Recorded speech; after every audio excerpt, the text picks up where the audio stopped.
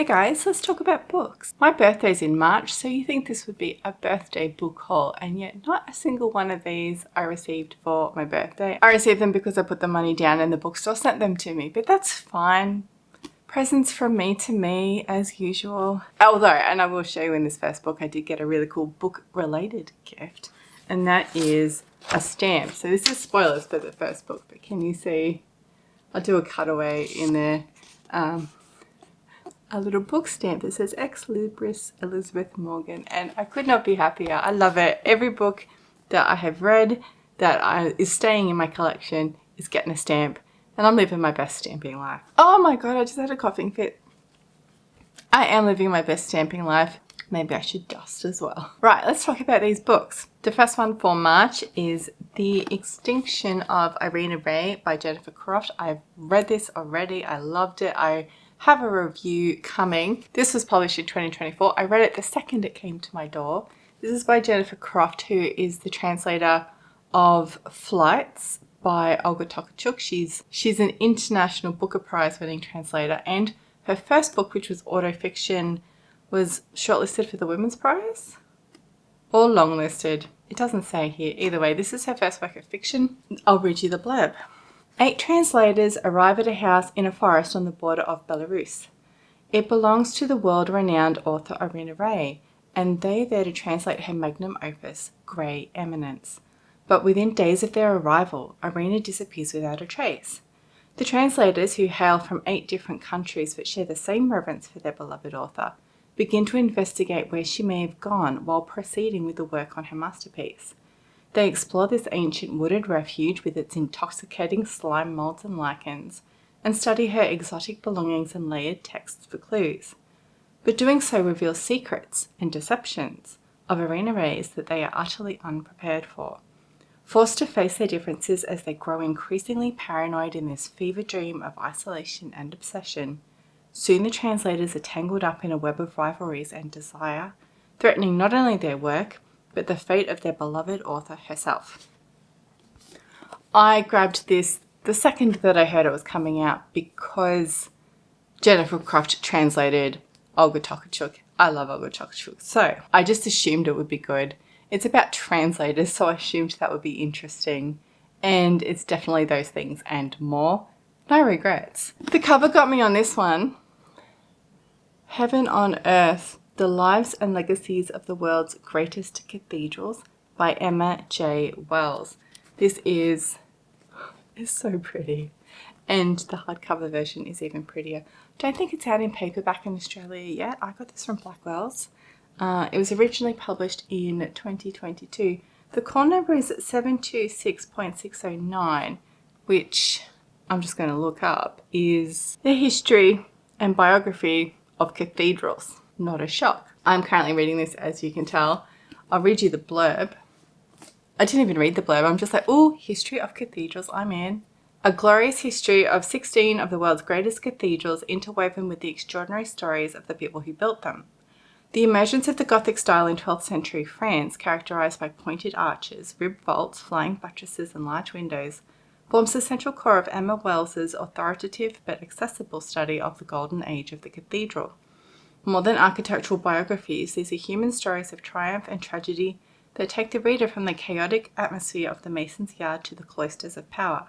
Together, they reveal how 1,000 years of cathedral building shaped modern Europe and influenced art, culture, and society around the world. I've never been to one of these cathedrals. There's, what did they say, is there 16? And when I looked at the table of contents, I thought that is an excellent travel itinerary. Starts with the Hagia Sophia, goes through every cathedral you can think of, ends with Cathedral of Santa Maria del Fiore in Florence. Who wants to go on a trip across Europe looking at cathedrals?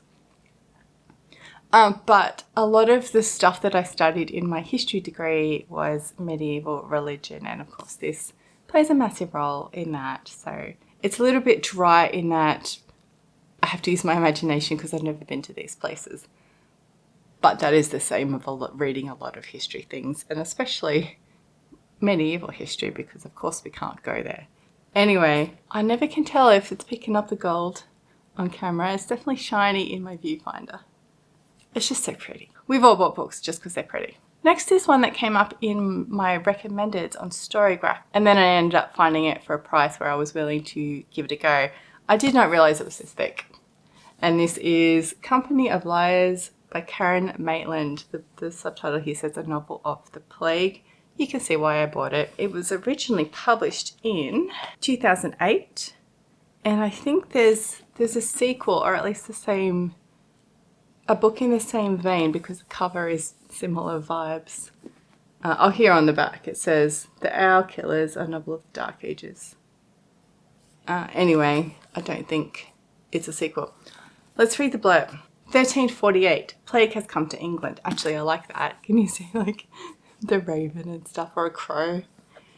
Plague has come to England, and the lies you tell will be the death of you. A scarred trader in holy relics, a conjurer, a musician and his apprentice, a one-armed storyteller, a young couple on the run, a midwife and a rune-reading girl. A group of misfits band together to escape the plague, but in their midst lurks a curse darker and more malign than the pestilence they flee.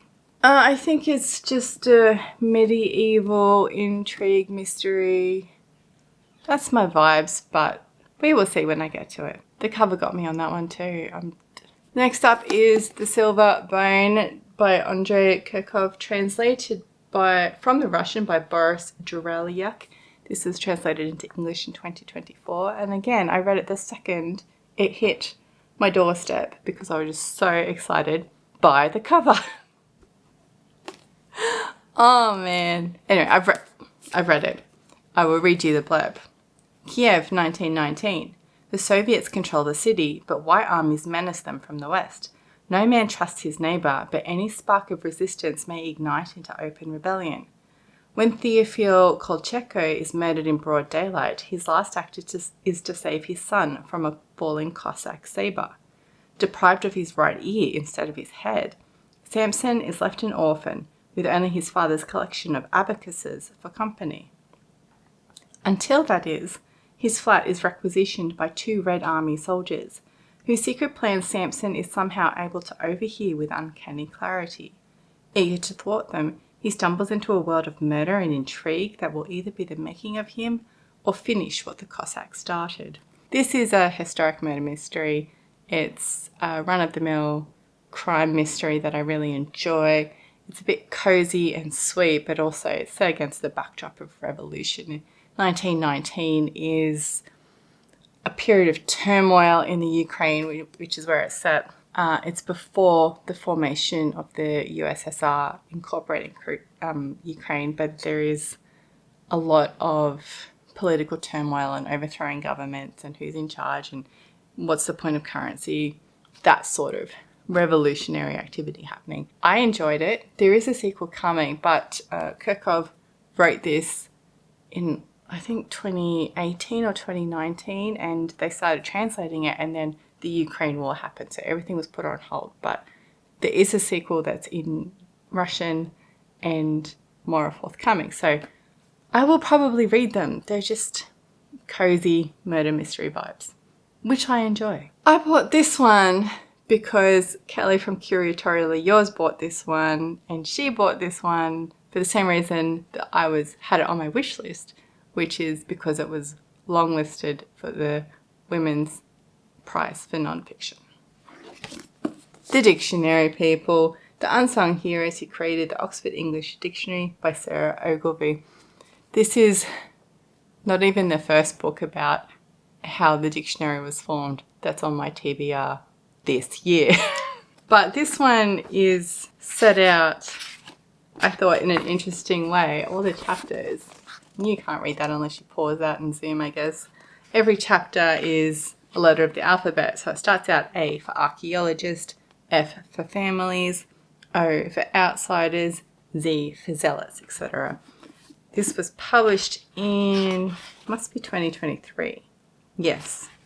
And I will read the blurb. What do 3 murderers, Karl Marx's daughter, and a vegetarian vicar have in common?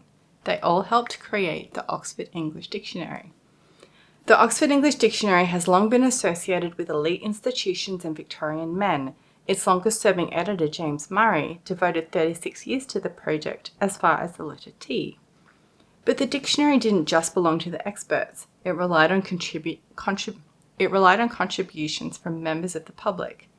By the time it was finished in 1928, its 414,825 entries had been crowdsourced from a surprising and diverse group of people, from archaeologists and astronomers to murderers, naturists, novelists, pornographers, queer couples, suffragists, vicars, and vegetarians.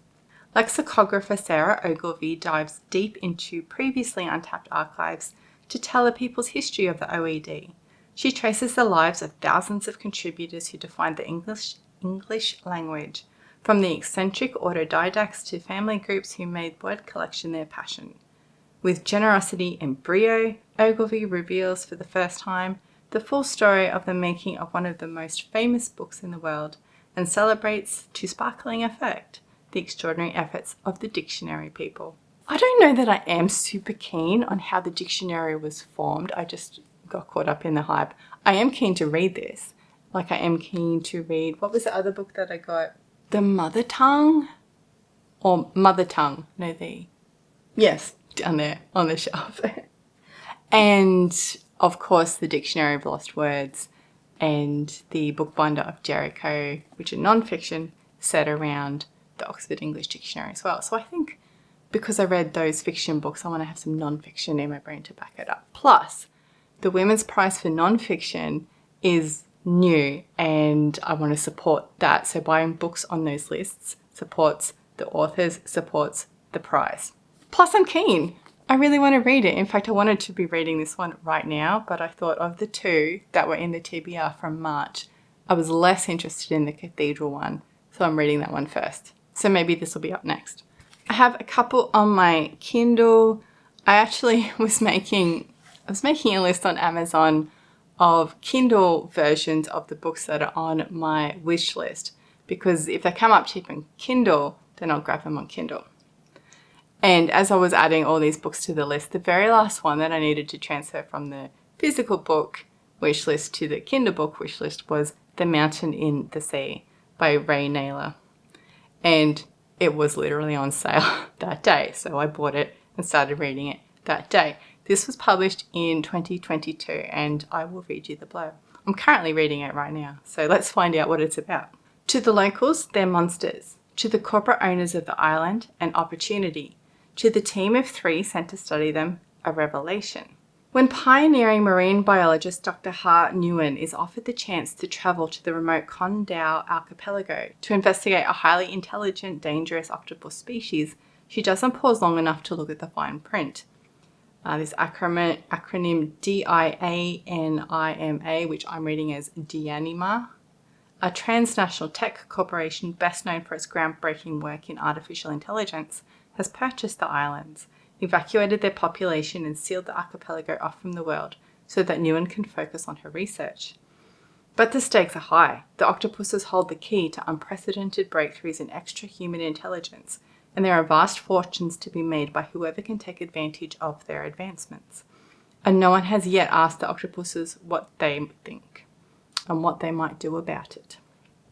This was published in 2022 and there was a lot of hype for it in my science fiction and fantasy book club, so that's why it was on my list in the first place.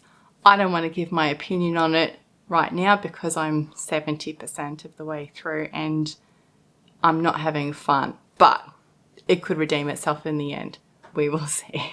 And then finally, a book that I'm so excited about. It came out this week. It is Stuart Turton's The Last Murder at the End of the World. And I have this on Kindle as well because I wanted it right now. I wanted it to be my bedtime read, which is always the Kindle, because the Kindle won't let me down when I fall asleep reading it. I just tuck it under my pillow and it keeps my page. And when I wake up in the morning, it's under Ash's pillow and then he gets the shits because it's actually quite hard to lie on even if it is under the pillow. He doesn't appreciate that. This is a book that I instant pre-ordered because I was so hyped about it and I have no idea what it's about. So let's find out together. Storygraph tells me the tags on it are fiction, crime, mystery and science fiction, which is what I would expect from Stuart Turton. Outside the island there is nothing. The world destroyed by a fog that swept the planet, killing anyone it touched. On the island, it is idyllic. 122 villagers and 3 scientists living in peaceful harmony. The villagers are content to fish, farm, and feast, to obey their nightly curfew, to do what they're told by the scientists. Until, to the horror of the islanders, one of their beloved scientists is found brutally stabbed to death. And they learn the murder has triggered a lowering of the security system around the island, the only thing that was keeping the fog at bay. Dun, dun, dun. If the murder isn't solved within 107 hours, how many days is that? Oh God. I'm just going to cut here while I do the maths in my head. So that's 4 days and 11 hours, I think. If the fog isn't solved within 107 hours, the fog will smother the island and everyone on it. But the security system has also wiped everyone's memories of exactly what happened the night before, which means someone on the island is a murderer and they don't even know it. Ooh, we love a closed room mystery. We love a little crime fiction. I'm so excited to read this book as soon as I'm done with these octopuses in the mountain under the sea, in the sea. I'm so excited for this book. I said it came out this week. That is 2024 if you're playing along at home. And that's my March birthday haul. All presents from me to me. I love them so much. And like I said, I've made a good dent in them already. There's 1, 2, 3, 4, 5, 6, 7 books, and I've read 2, I'm reading 2, and I've got 1 imminent. Hopefully by the time this video goes up, I'm reading it. Thanks for talking about books with me, and I will see you in the next one. Bye.